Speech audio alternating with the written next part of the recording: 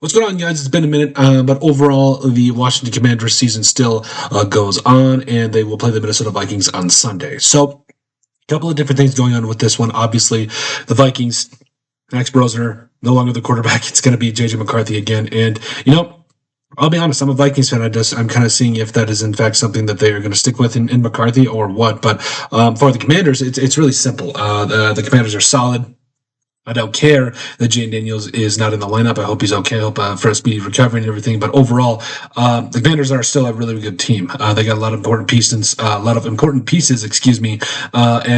regardless of what happens on Sunday, you guys will always have my respect. But that being said, let's go ahead and run into the. As a Vikings fan looking in, I can tell Commanders fans what is the key for y'all and looking at the Vikings' weaknesses. So number one, I think it really just starts with putting pressure on J.J. McCarthy. I mean, J.J. McCarthy, much as I love him, as much as I'm willing to stand behind him, if he's pressured at all, he will crumble. And I think that's going to be the big thing here.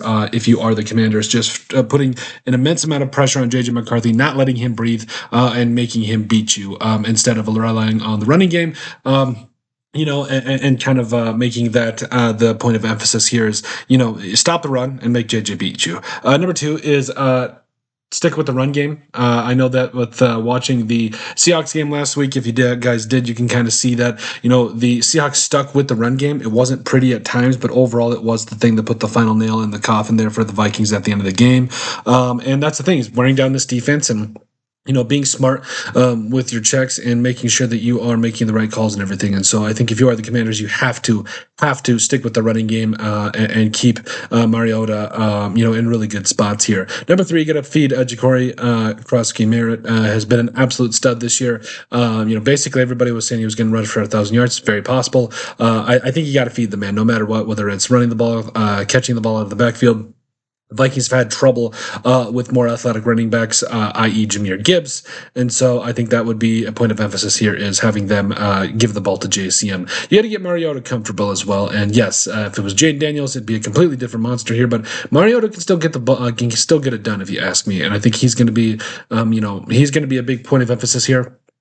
You have to spread the ball around, but you also have to be able to get him comfortable, not taking sacks, throwing the ball to people that are open, and not to the Vikings. But also, I think that's what it really comes down to, is keeping him comfortable, keeping the running game going, and not taking sacks. Number five, defense needs to step up. So everybody's been highlighting it for the Vikings about J.J. McCarthy going off. It's not going to happen. I'm going to call it right now. I think that overall, J.J. McCarthy and company, I think this defense can still get after it, and I think that the defense does step up, and it needs to, in order for the Commanders to win and keep things honest here. So overall, I think the Commanders are in a really good spot. They got the running game, they got everything they need, and I think that the Commanders will come out on top. But overall, those are our keys to victory for the Washington Commanders against the Minnesota Vikings. Make sure you guys like, comment, and subscribe down below, and we'll see you on the next video.